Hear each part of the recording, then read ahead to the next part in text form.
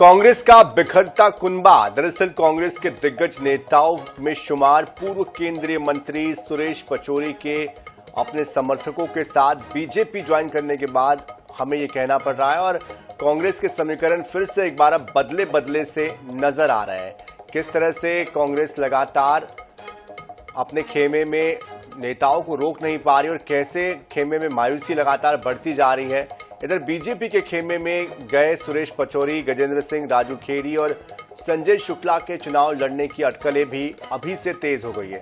पचौरी को बीजेपी छिंदवाड़ा से चुनाव लड़ा सकती है। हालांकि कांग्रेस तंज कस रही है कि पचौरी के जाने से कोई फर्क पड़ने वाला नहीं है। बीजेपी में कांग्रेस के दिग्गज, क्या मिलेगा चुनाव का टिकट? पचौरी, शुक्ला, राजू खेड़ी पर कयास। धीरे धीरे कांग्रेस साफ। लोकसभा चुनाव के पहले एक दल से दूसरे दल में जाने वाले नेताओं की संख्या में इजाफा होता जा रहा है। कांग्रेस के कद्दावर नेता सुरेश पचौरी ने अपने समर्थकों के साथ बीजेपी की सदस्यता ले ली। कारण वही है कि अयोध्या राम मंदिर के प्राण प्रतिष्ठा कार्यक्रम का विरोध। पचौरी के जाने के बाद कांग्रेस खेमे में मायूसी है। जैसे ही कांग्रेस नेताओं के जाने के गम से उबर पाती है कि कोई न कोई नेता पार्टी को छोड़ देता है। हालांकि कांग्रेसियों का कहना है कि पचौरी कभी कोई चुनाव नहीं जीते। बिना जनाधार के नेता के जाने से कोई फर्क नहीं पड़ता। तो जो राजनीतिक निर्णय हो रहे थे, जो धार्मिक निर्णय हो रहे थे, वो उद्वेलित करने वाले हो रहे थे। कितना ही प्रिय क्यों ना हो, अगर वो राम जी का अनादर करे तो उसे छोड़ दो। तो मैंने कांग्रेस छोड़ दी।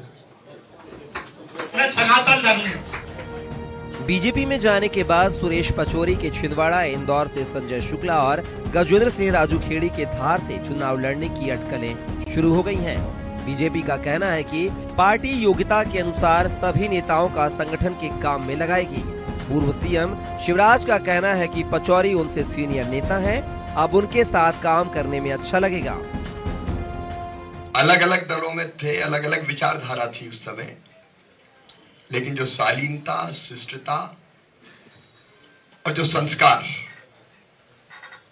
मैं बरसों से उसका कायल रहा हूं। मैं स्वागत करता हूं। वो तो मेरे सीनियर हैं, मैं जूनियर था उनका। अब साथ काम करने का उनके साथ मौका मिलेगा।